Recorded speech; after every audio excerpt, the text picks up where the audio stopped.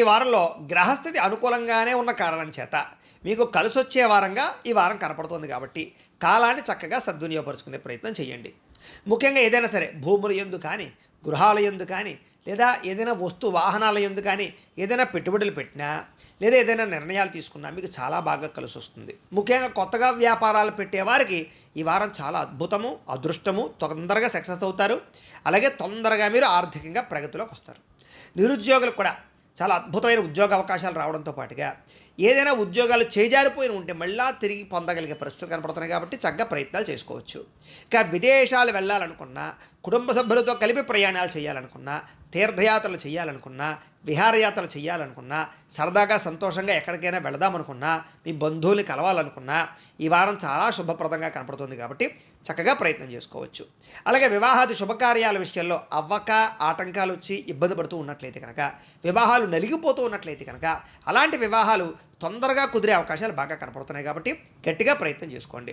అయితే చక్కగా ఆరోగ్యంగా జీవించాలి అని, మిమ్మల్ని మీరు మార్చుకోవాలి అని, మీ లైఫ్ స్టైల్ మార్చుకోవాలి అని, దీర్ఘకాలిక రోగాలు తగ్గించుకోవాలని మాత్రం చాలా తాపత్రయపడతారు. అలాగే సంతోషానికి, సరదాలకి, ఎంటర్టైన్మెంట్కి బాగా ఎక్కువగా టైంని వెచ్చిస్తారు, డబ్బులను ఖర్చు పెడతారు.